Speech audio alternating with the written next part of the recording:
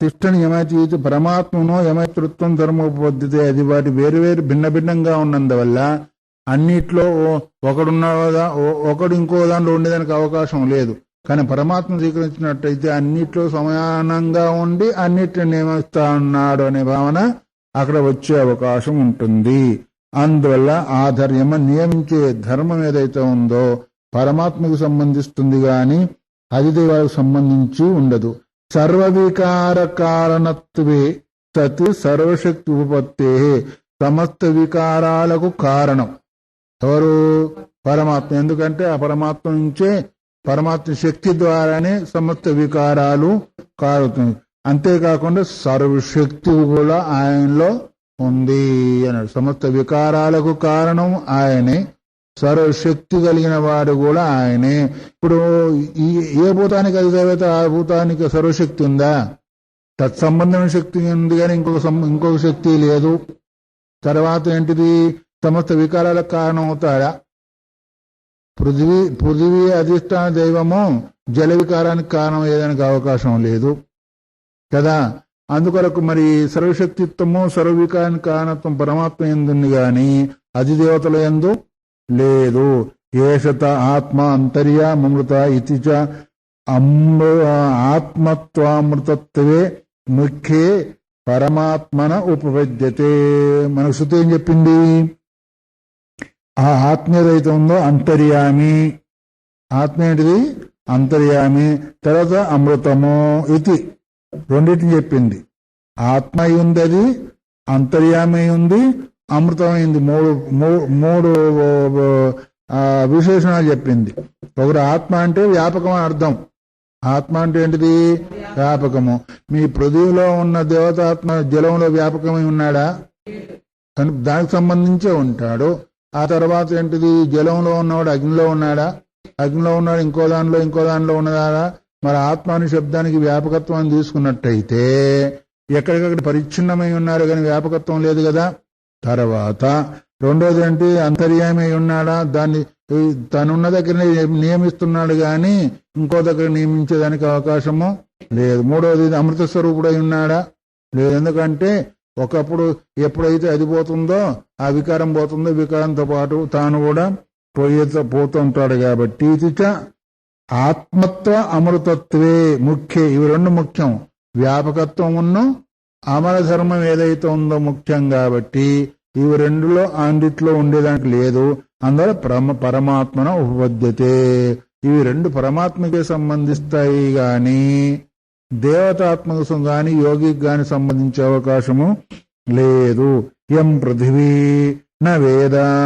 దేన్నైతే పృథివీ తెలుసుకోలేకపోతున్నాయో ఆత్మను పృథివీ తెలుసుకుంటుందా? అంతర్యామి ఉన్నప్పటికీ పృథివీ తెలుసుకోలేదు.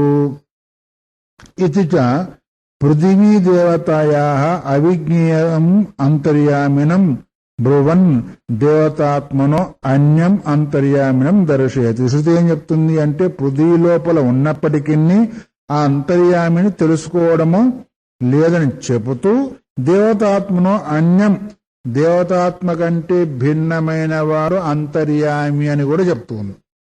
ఇప్పుడు దేవతాత్మను అంతర్యామి అని చెప్పారు కదా మొదలు పూర్వపక్షి.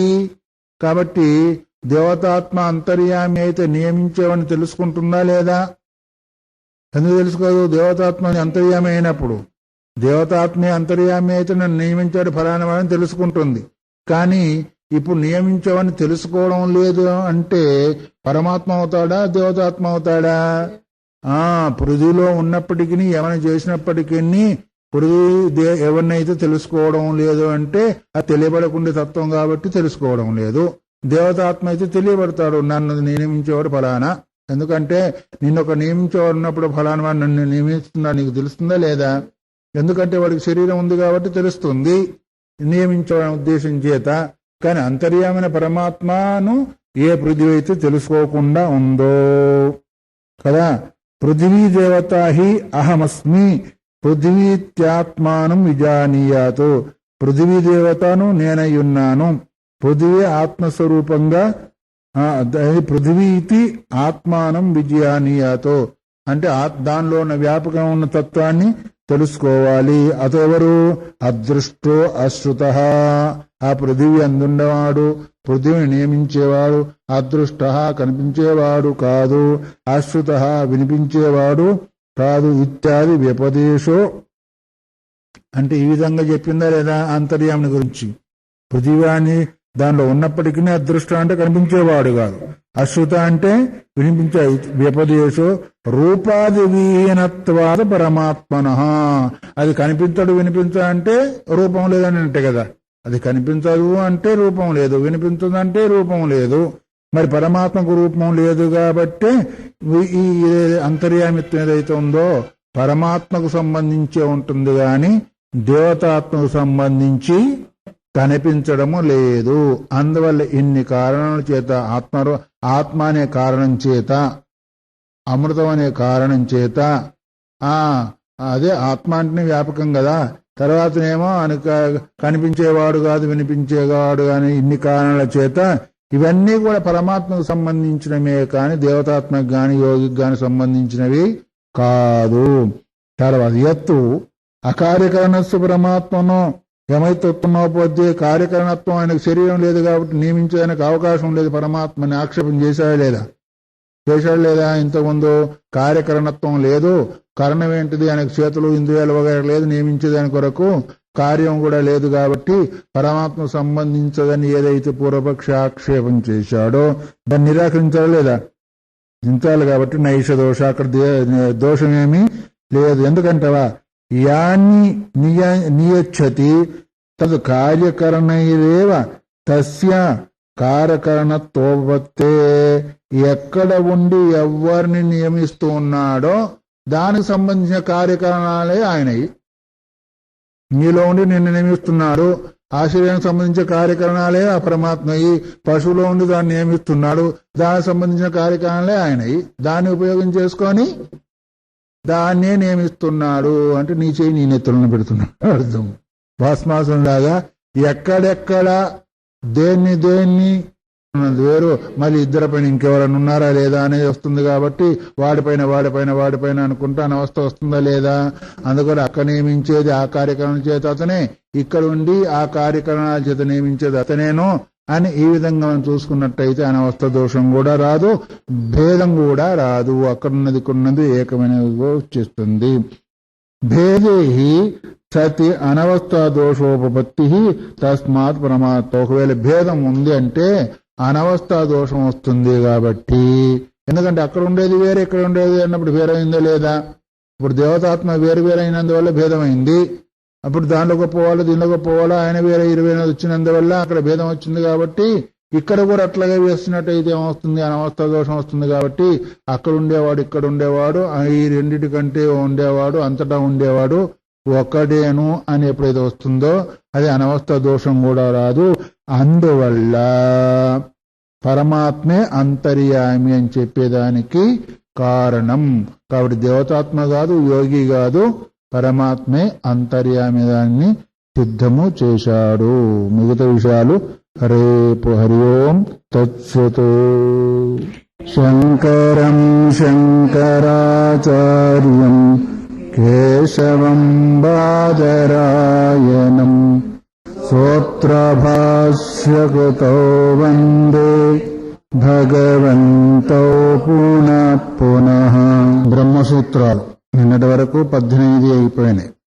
19 నచ స్మార్థం అసద్ధర్మాభిలాపాత్. స్మార్థ అంటే సాంఖ్యాది స్మృతులలో కూడా ప్రసిద్ధమైన ప్రధానం చెప్పబడుతుంది. కాబట్టి ప్రధానం ఎందుకు కాదు అంటే నా తద్ధర్మాభిలాపాత్. ధర్మశాస్త్రంలో తద్ధర్మం అంటే ధర్మశాస్త్రానుసారంగా స్మృతి శబ్దార్థత్వం ఏదైతే ఉందో అంతర్యామి శబ్దాన్ని పరమాత్మ చెప్తుంది గాని ప్రధానాన్ని గురించి చెప్పదు అని. స్యాదేతత్ అదృష్టాదత్వయో ధర్మాః సాంఖ్య స్మృతి కల్పితస్య ప్రధానస్యాపి ఉపపద్యంతే. అదృష్టం అవ్యవహార్యం ఇత్యాది లక్షణాలు చెప్పబడ్డాయి పూర్వంలో. ఆ లక్షణాలు ప్రధానానికి, సాంఖ్యులు ఒప్పుకునే ప్రధానం ఏంటిది? ప్రకృతికి భిన్నంగా ప్రధానాన్ని ఒప్పుకుంటారు కాబట్టి అదృష్టం, అదృశ్యం, అగ్రాహ్య లక్ష్యాలంతా కూడా ప్రకృతి కూడా కనిపించదు కాబట్టి ఆ ధర్మాలన్నీ కూడా సాంఖ్యస్మృతి కల్పితస్య సాంఖ్యం ద్వారా సాంఖ్యశాస్త్రంగా ద్వారా ఏదైతే చెప్పబడిందో ఆ శాస్త్రం ప్రకారము ప్రధానం కూడా పృథ్వీలో ఉండి పృథ్వీని నియమిస్తుంది అని చెప్పే దానిలో దోషమేమీ రాదు. ఎందుకు రూపహీనతయా తస్య తైరభ్యుపగమాతో ప్రకృతి కూడా ఒక రూపం లేదు. పరమాత్మకి ఎట్లా అయితే ఒక రూపం లేదో ప్రధానానికి ప్రకృతి కూడా ఒక రూపం లేదు, అది కూడా కనిపించదు. కాబట్టి ఆ ధర్మాలన్నీ కూడా ప్రకృతి యందు సంభవించినందువల్ల అప్రతర్క్యం అవిజ్ఞేయం ప్రసుప్తమివ సర్వతః మనుస్మృతిలో కూడా వస్తుంది మనకు. అప్రతర్క్యం అంటే ఇదమిత్తమని తర్కించేదానికి వీలు లేదు. సత్తు కాదు, అసత్తు కాదు, సవసత్తు కాదు, అనిర్వచనీయం అయింది. కాబట్టి ఈ విధంగా అవిజ్ఞేయం తెలియబడేది కూడా కాదు, కనిపించేది కూడా కాదు. ప్రసుప్తమివ సర్వతః ఎట్లాగైతే నిద్రపోయిన వాడి మాదిరిగానే ఉంటుంది అంటే ఏమాత్రం కూడా చలనం లేకుండా ఉంటుంది అనే విషయాన్ని ఇక్కడ గుర్తు చేశారు. స్మృతి కూడా మనకు చెప్తూ ఉంది. తస్యాపి నియంతృత్వం సర్వ వికార కారణత్వాత్ ఉపపద్యతే. అది కూడా అన్నింటినీ నియంత్రణ చేస్తుంది. సమస్త వికారాలు కూడా దానికి కలుగుతాయా కలగవా అంటే దాని యొక్క వికారాలన్నిటికి కూడా కారణము ప్రకృతేను. ఎట్లా అయితే మీ మాయ అన్నిటికీ వికారాలకు కారణం అంటారా లేదా? సరే, చైతన్యం కూడా కారణం అంటారు. ఇప్పుడు ప్రకృతి కూడా సమస్త వికారాలకు కారణమైందా లేదా? అవుతుంది. కాబట్టి మా పద్ధతి ప్రకారము అందువల్లనే నియంతృత్వము సర్వవికార కారణం, అన్నిటిని నియంత్రించేది, సమస్త వికారాలకు కూడా కారణభూతమైనందువల్ల తస్మాత్ ప్రధానం అంతర్యామి శబ్దం స్యాత్. ఇక్కడ పరమేశ్వరుడు కాదు, అంతర్యామి శబ్దం చేత ప్రధానాన్ని స్వీకరించాలి అంటే ప్రకృతిని స్వీకరించాలి కానీ పరమేశ్వరుడు అంతర్యామి ఏదానికి అవకాశం లేదు అని సాంఖ్యులు పూర్వపక్షం వేస్తున్నారు. అయిందా? సరే, ఈ విధంగా పూర్వపక్షం వేసినప్పుడు పూర్వంలోని ఈక్షతే అన్న శబ్దం ఐదో సూత్రం నిరాకరణ చేశారా లేదా? అది జడం కాబట్టి కారణం అయ్యేదానికి వీలు లేదని ఒకసారి నిరాకరణ జరిగింది. అయినప్పటికీ దాని యొక్క స్మృతి వాక్యాధారాన్ని పట్టుకొని అది కూడా సంభవం అవుతుంది కాబట్టి వాళ్ళ పూర్వపక్షాన్ని వేసారు. దాని కాదు అని వీళ్ళు నిర్ణయం చెయ్యాలి అని. అందువల్ల ఈక్షతేర్ణ శబ్దం ఇత్యత్ర నిరాకృతమపి సత్ప్రధానమిహ అదృష్టత్వాది వ్యపదేశ సంభవేన పునరాశంకతే. ఇక్కడేమన్నారు? ఈక్షతేర్ణ శబ్దం అనే దగ్గర కూడా ప్రకృతి సమస్తానికి కారణం అయ్యేదానికి వీలు లేదు అని ఏదైతే చెప్పబడిందో నిరాకృతమపి ఇదివరకు నిరాకరణ చేసినప్పటికీ సత్ప్రధానమిహ అంటే ప్రధానము ఇహ అదృష్టత్వాది వ్యపదేశ సంభవేన. అదృష్టం, అవ్యవహార్యం, అగోత్రం, అలక్ష్యం అని ఇవన్నీ చెప్పబడినే లేవా పూర్వం పరమాత్మకు? అవన్నీ కూడా మా ప్రధానానికి కూడా సంభవిస్తాయి. ఎందుకంటే అది కూడా అదృష్టము కనిపించేది కాదు, అవ్యవహారం ఇదనిత్వం వివరించడానికి కాదు, అగోత్రం దానికి కూడా గోత్రం లేదు, వగైరా వగైరా అని చెప్పేదానికి అవకాశం ఉంటుందా ఉండదా? ఉంటుంది. కాబట్టి అదృష్టత్వాది వ్యవహార సంభవేన పునరాశంక్యతే. ఆ వ్యవహారం మీరు ముందు చెప్పారు కాబట్టి దానికి లక్షణ ప్రకారం ఆ ప్రకృతి కూడా ఉంది. ప్రకృతి కూడా అంతర్యామి శబ్దం చేత చెప్పబడడానికి అవకాశం ఉంటుంది అని ఈ విధంగా మరి పూర్వపక్షి సాంఖ్య రూపంలో వచ్చి కూర్చుంది. దానికి ఇప్పుడు ఉత్తరము చెప్పాలి. అత ఉత్తరం వచ్చేది దానికి సంధి ఏంటిది సమాధానం చెప్పాలా వద్దా? చెప్తూ ఉన్నాడు. నచ స్మార్తం ప్రధానం అంతర్యామి శబ్దం భవితుమర్హతి. స్మృతివాక్యానుసారంగా ఏంటిది ప్రధానము అంతర్యామి శబ్దానికి ఏంటిది అన్వయమయ్యేదానికి వీలు లేదు. ఏంటి అంతర్యామి శబ్దానికి అది అన్వయమయ్యేదానికి వీళ్ళు మీ శృతి చెప్తే చెప్పొచ్చు. ఆ స్మృతి దేని గురించి చెప్పింది నువ్వు అవగాహన చేసుకుంటే కదా నీకు తెలిసేది.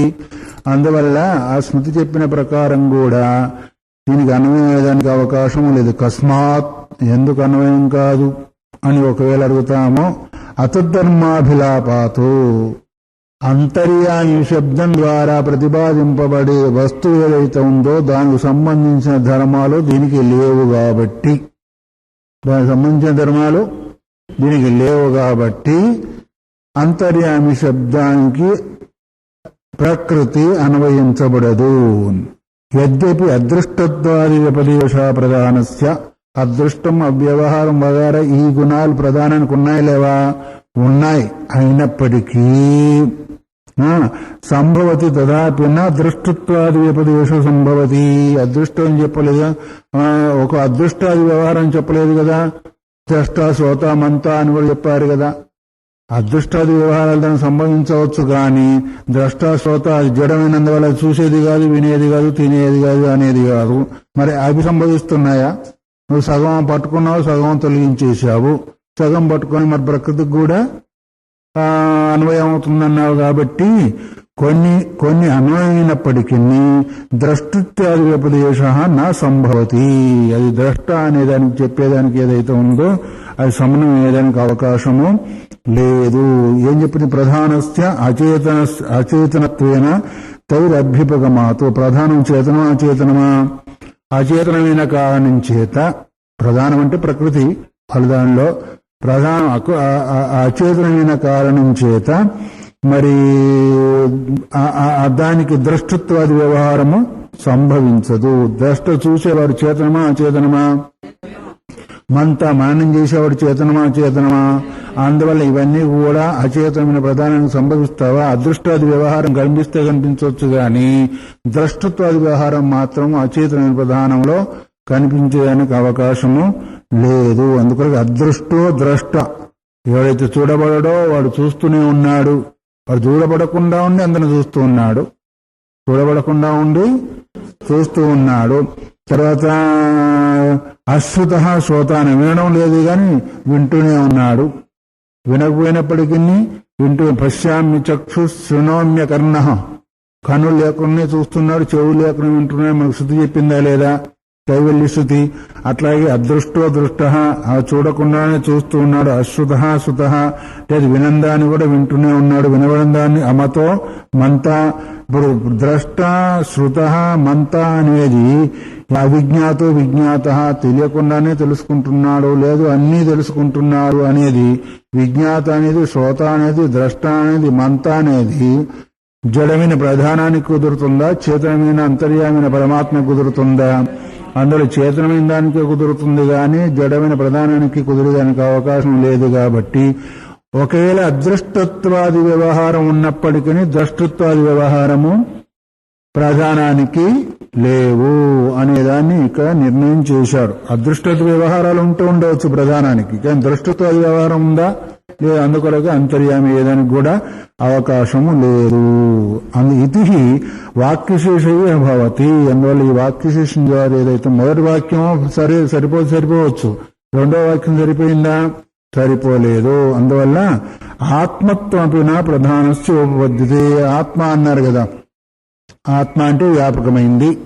వ్యాపకమైందనే ఈ శబ్దం కూడా ప్రకృతికి సంభవిస్తుందా? ప్రకృతి వ్యాపకం కాదు, పరిచ్ఛిన్నం. అది కూడా ఏది జడంగా ఉంటుందో అది పరిచ్ఛిన్నంగా ఉంటుంది, పరిచ్ఛిన్నంగా ఉంటుందో అది జడంగా ఉంటుంది. కాబట్టి అది జడమైన కారణం చేత, పరిచ్ఛిన్నమైన కారణం చేత వ్యాపకమైన తత్వం కూడా కాదు. అందువల్ల ప్రధానము అంతర్యామి శబ్దం చేత చెప్పబడదు అనేదాన్ని ఇక్కడ నిర్ణయము చేశారు. తర్వాత యది ప్రధానం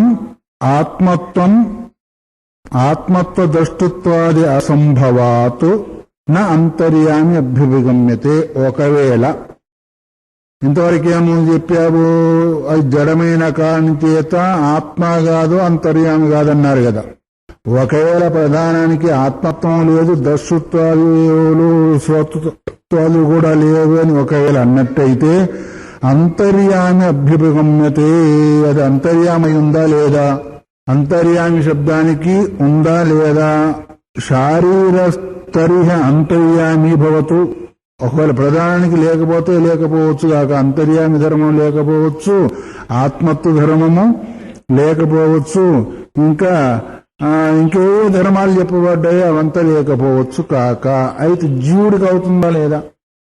జీవుడు కూడా ఆత్మ కాబట్టి, చైతన్యం కాబట్టి, ద్రష్టత్వాది వ్యవహారం అంతా కూడా ఉంది కాబట్టి శారీరస్తరి అంతర్యామి భవతు. అంటే జీవుడు అంతర్యామి అయితే నష్టం వచ్చింది నీకు అని దిగువ పూర్వపక్షమే. ప్రధానం కాకపోయింది కాక అంతర్యామి జీవుడు అవుతాడా లేదా? పూర్వం చెప్పిన వాక్యాల ప్రకారము ఏ శబ్దాలు అయితే పరమాత్మకు చెప్పబడ్డాయో అవి కూడా ద్రష్టత్వాల వ్యవహారం అంతా కూడా చెప్పబడుతుంది కాబట్టి జీవుడు అంతర్యామి శబ్దానికి ప్రతీకగా తీసుకుంటే నీకు వచ్చిన నష్టము ఏం లేదు కదా, ఎందుకు తీసుకోకూడదు అని అంటావేమో. శారీరోహి చేతనత్వాదు, జీవుడు చేతనమా కాదా? చేతనమైనందువల్ల, ద్రష్ట చూసేవాడైనందువల్ల, శ్రోత వినేవాడైనందువల్ల, మంత మనం చేసినవాడైనందువల్ల, విజ్ఞాత తెలుసుకునేవాడు, ఇవన్నీ కూడా మీ పరమాత్మ చెప్పారా లేదా? ఇవన్నీ కూడా జీవుడికి ఉన్నాయా లేవా? ఉన్నాయి. అందువల్ల ఆత్మాచ ప్రత్యక్వాతు, ఆయన ప్రత్యేగాత్మ అయినందువల్ల కూడా మరి అంతర్యామి శబ్దం చేత ఏ ధర్మాలైతే పరమాత్మ చెప్పబడి ఉన్నాయో అవన్నీ కూడా జీవాత్మకు చెప్పబడ్డాయి లేవా? జీవాత్మకు చెప్పబడిన కారణం చేత ప్రధానం కాకపోవచ్చు వదిలేసి ఇప్పుడు శరీరం మరి జీవాత్మ ఎందుకు తీసుకోకూడదు అని ఇక్కడ అంటూ అమృతశ్చ, ఆయన అమృత స్వరూపుడు కూడా. ఎవరు? జీవుడు అమృత స్వరూపుడు. ఎట్లా? ధర్మ అధర్మ ఫలోపభోగోపత్తే, ధర్మ అధర్మమైన ఆ అమృత స్వరూపాన్ని అనుభవిస్తున్నాడు కాబట్టి ధర్మాధర్మ ఫలాన్ని అనుభవించిన కారణం చేత ఆయన కూడా అమృత స్వరూపుడు అనే విధానంగా చెప్పబడతాడు. అదృష్టాదయశ్చు ధర్మా శారీరే ప్రసిద్ధా కర్తరి ప్రవృత్తి విరోధాతో అన్నారు. అదృష్టాదయం, అదృష్టాది వ్యవహారం అంతా కూడా ధర్మాలు, దృష్టము అదృష్టము. శారీ అంటే జీవుని యందు ప్రసిద్ధమై ఉన్నాయా లేవా? వాడు చేసిన కర్మను అనుసరించి అదృష్టం ఉంటుంది, దురదృష్టం ఉంటుంది. అదృష్టం అంటే ఏంటిది? పుణ్యము. దురదృష్టం అంటేనేమో పాపము. దానికి సంబంధించిన భోగం కూడా ఉంటుంది లేదా? అందువల్ల అమృత స్వరూపుడు అంటే అమృతాన్ని అనుభవించేవాడు అని లేదు. దర్శనాది క్రియాయా కర్తరి అంటే చూడడం వినడం అన్నీ కూడా ఆ క్రియలన్నీ కూడా ప్రవృత్తి విరోధాతు దాని అన్ని ఉంటాయి కాబట్టి నా దృష్టి ద్రష్టారంభస్యే, చూసేవాడు చూడబడేదాన్ని చూడడు. ఇప్పుడు చూపు ఏదైతే ఉందో చూసేవాడిని చూస్తుందా? చక్షువు ఆ ద్రష్టను చూడలేవు, ఆ చెవు ద్రష్టని వినలేవు అనేది కూడా దీని యందు మరి జీవుని యందు అన్ని సమన్వయం అవుతూ ఉన్నాయి. నా దృష్టే ద్రష్టారంభస్యే, దృష్టి ఏదైతే ఉందో చూసేవాడిని చూడదు. జీవుడు కూడా చూస్తున్నాడా లేదా? చూస్తున్నాడు కాబట్టి మళ్ళీ దృష్టి ఆ జీవుని చూస్తుందా? చూడదు. చూసేవాడిని చూడదు అని చెప్పినందువల్ల ఈ లక్షణాలన్నీ కూడా జీవునికి సంభవించినాయి కాబట్టి పృథ్వీలో అంతర్యామి ఉండేవాడు జీవుడు అంటే వచ్చిన నష్టమేమీ లేదు అని ఇది శృతిభ్యశ్చ. తస్య కార్యకరణ సంఘాతం అంతర్యమయితం శీలం భోక్తృత్వాతో, వాడికి కూడా కార్యకరణ సంఘాతం కూడా ఉంది. అంటే కరచరణాది అవయవాలు కూడా ఉన్నాయి. కార్యం ఉంది, తన కరణం ఉంది, దానికి ఆయన కారణభూతుడై కూడా ఉన్నాడు. అందువల్ల ఏంటిది నియమించేదానికి కార్యకరణ సంఘాతం ఉండాలని ముందు చెప్పారు ఒకసారి, గుర్తుందో లేదో. కార్యకరణ సంఘాతం ఉంటే నియమిస్తా, లేకపోతే లేదని. కార్యకరణ సంఘాతం ఉన్నందువల్ల అంతర్యామయితం శీలం, అంత లోపల ఉండి నియమించే శీలము అంటే వ్యవహారం కూడా ఉంది. అందువల్ల భోక్తృత్వాతో భోక్త కూడా అయి ఉన్నందువల్ల ఇన్ని కారణాల చేత జీవుడు పృథివీ అందుండి అంతర్యామి అయి ఉండి నియమిస్తాడు అనే దానిలో ఏమాత్రం కూడా విరోధం లేదు. కాబట్టి తస్మాత్ శారీరో అంతర్యామీతి, అందువల్ల అంతర్యామి శబ్దం చేతి చెప్పబడేవాడెవడు? జీవుడే అనేది ఇంకొక పూర్వపక్షం వచ్చింది. పూర్వంలో ఏం చెప్పారు? సాంఖ్యులేమో ప్రధానాన్ని తీసుకొని చెప్పినందువల్ల అదృష్టత్వాది వ్యవహారములు ఉంటే ఉండొచ్చు గాని ద్రష్టత్వాది వ్యవహారం లేదు కాబట్టి జడమైనందువల్ల ఉండేదానికి అవకాశం లేదని అక్కడ చెప్పబడింది. సరే, ఇక్కడ ఆత్మధర్మాలన్నీ కూడా శారీరీ అంటే జీవుని అందున్నాయి కాబట్టి ఈ కారణాల చేత, ముందు చెప్పబడిన కారణాల చేత జీవుడు అంతర్యామి అయి నియమించేదాని కొరకు అవకాశం ఉంటుంది కాబట్టి అంతర్యామి శబ్దం చేత జీవున్నే తీసుకోవాలి అనేది పూర్వపక్షము వచ్చింది ఇంతవరకు. తర్వాత ఏం చేయాలా అంటే అత ఉత్తరం పఠతి. దానికి పూర్వపక్షం వస్తే సమాధానం చెప్పాలా వద్దా? చెప్పకుంటే ఏమవుతుంది అంటే ఒప్పుకున్నట్టే అవుతుంది. మౌనం అర్ధాంగీకారం అంటారు కదా. నువ్వు వస్తావా లేదా అని అడిగా అనుకో, మౌనం అంటే రానంటే అసలు పోతుంది, మౌనం అంటే వస్తారని అర్థం. అటువంటిప్పుడు ఇక్కడ సమాధానం చెప్పకపోతే ఏమవుతుంది? వాళ్ళు చెప్పిందే సరి అయింది అని అవుతుంది కాబట్టి ఇప్పుడు సమాధానం చెప్పాలి. దానికి ఇప్పుడు శారీరశ్చోభయేపి భేదేన ఏనం అధీయతే. ఉభయేపి అంటే రెండు శాఖలు ఉన్నాయి. వేదములో మాధ్యందిన శాఖ ఉంది, కాను శాఖ, ఎన్నో శాఖలున్నాయి. ఆ రెండు శాఖలలో భేదే అపి అంటే శారీరశ్చ ఉభయేపి అంటే రెండు శాఖలలో కూడా భేదేనం ఏనం అధీయతే, భేద రూపంలో చేత అంటే ఆత్మ వేరు జీవుడు వేరు అనే దాన్ని చెప్పబడింది కాబట్టి, జీవుడు వేరు ఆత్మ వేరని చెప్పబడింది కాబట్టి జీవుడు అంతర్యామి అయ్యేదానికి అవకాశం లేదు అని చెప్పబడింది. ఇది సూత్రం యొక్క సంక్షిప్త అర్థం. నేతి పూర్వసూత్రాలు అనవర్తతే. చెప్పుకున్నాం కదా, నా అనేది పూర్వసూత్రం నుంచి మనము అన్వయం చేసుకోవాలి. పూర్వసూత్రం నుంచి అన్వయము చేసుకోవాలి కాబట్టి శారీరస్థన అంతర్యామి ఇష్టదే. శారీ అంటే జీవుడు అంతర్యామి అని చెప్పేదానికి, స్వీకరించేదాని కొరకు, తీసుకునేదాని కొరకు అవకాశము లేదు. ఎందుకంటావా? యద్యపి ద్రష్టృత్వాదయో ధర్మాస్తస్య సంభవంతి. మీరు చెప్పినట్టుగా ద్రష్ట, శ్రోత, మంత, కర్త వగైరా వగైరా ఈ ధర్మాలన్నీ కూడా జీవుని యందు సంభవిస్తాయి. ముందేమో అదృష్టాది వ్యవహారాలు సగమేమో ప్రకృతికి సంబంధించినవి, ద్రష్టృత్వాది వ్యవహారం సగమేమో జీవుని సంబంధించినవి. దానికి సంబంధించినవి కాబట్టి పూర్వపక్షుని ప్రధానాన్ని తీసుకొచ్చారు. ఇప్పుడు ద్రష్టత్వ వ్యవహారం జీవుని యందు ప్రవర్తించినందువల్ల ఇప్పుడు జీవుణ్ణి పూర్వపక్షంగా తీసుకొచ్చి అడుగుతున్నారు. అదృష్టాది వ్యవహారాలు జీవుని యందు ఒకవేళ సంభవిస్తే సంభవించవచ్చు, సంభవించినప్పటికీ ఘటాకాశవత్ ఉపాధి పరిచ్ఛిన్నత్వాతో, ఎట్లయితే ఘటాకాశం పరిచ్ఛిన్నమైందో, ఏకదేశమైందో, అట్లాగే జీవుడు కూడా పరిచ్ఛిన్నమా వ్యాపకమా? పరిచ్ఛిన్నమైన కారణం చేత నా కార్త్స్నేన పృథివ్యాదిషు అంతరవస్థాతం. కార్త్స్నే అంటే సంపూర్ణంగా, కార్త్స్నేన అంటే సంపూర్ణంగా పృథివీ యందు ఉండి పృథివిని నియమించే అవకాశము లేదు. ఎందుకు? జీవుని కంటే పృథివీ వ్యాపకమా పరిచ్ఛిన్నమా? మరి పరిచ్ఛిన్నమైన వాడు వ్యాపకమైన వస్తువును మరి నియమించగలుగుతాడా? నియమించలేడు. అందువల్ల ఘటాకాశం వలె జీవుడు పరిచ్ఛిన్నమైన కారణం చేత సంపూర్ణమైన పృథివీ అందుండి పృథివిని నియంత్రించే అవకాశము లేదు, నియంత్రించు శక్నుది. అపిచ ఉభయేపి శాఖినః, రెండు శాఖలలో కూడా, రెండు శాఖలు ఏంటిది? కాను శాఖ మాధ్యంజనస్థాంతర్యామునో భేదేన ఏనం శారీరం పృథివ్యాదివద్ అధిష్టానత్వేన నియమ్యత్వేన చ అధీయతే అన్నాడు. కాను శాఖలో కూడా మాధ్యంజన శాఖలో కూడా ఇవి రెండు శాఖలు.